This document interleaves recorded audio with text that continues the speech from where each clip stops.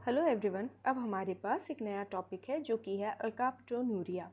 अल्काप्टोन्यूरिया एक rare inherited metabolic disorder है जो कि एंजाइम होमोजेंटिसेट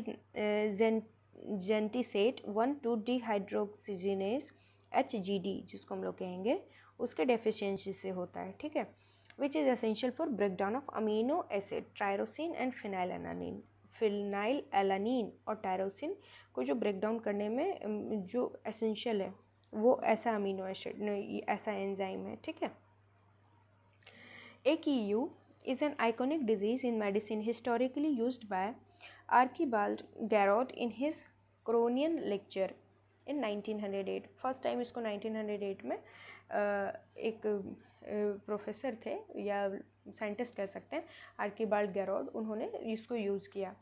एक फर्स्ट डिसऑर्डर है ह्यूमन में जो which inform to the principles of Mendelian recessive inheritance, जो ये बताता है कि Mendelian recessive inheritance के बारे में।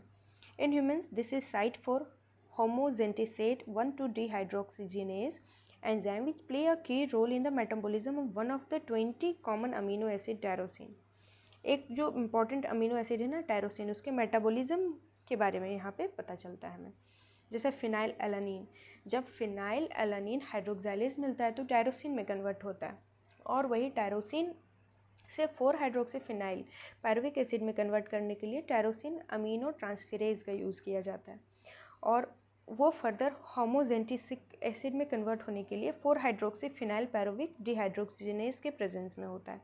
ठीक है, और वही होमोजेंटिसिक एसिड जो है वो मेलेलिक एसिटोएसिटिक एसिड में नहीं चेंज हो पाता है, तो क्योंकि वहाँ पे क्या प्रेजेंस नहीं होता है, होमोजेंटिसेट 1,2 डिहाइड्रोजिनेज।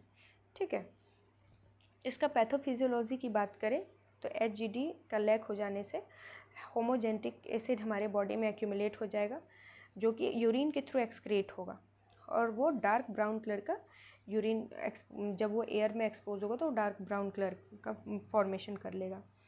बहुत ज़्यादा होमोजेंटिसिक एसिड अगर डिपॉजिट हो जाता है कनेक्टिव टिश्यू में तो हमें ऑनक्रोनोसिस का कंडीशन भी आ सकता है। ठीक है,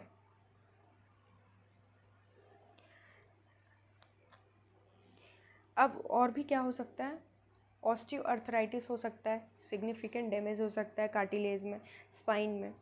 सिम्टम क्या है, डार्क यूरिन, ठीक है, जॉइंट पेन होगा, उसके बाद पिगमेंटेशन होगा, डार्क स्पॉट्स होने लगेंगे स्क्लेरा के अंदर।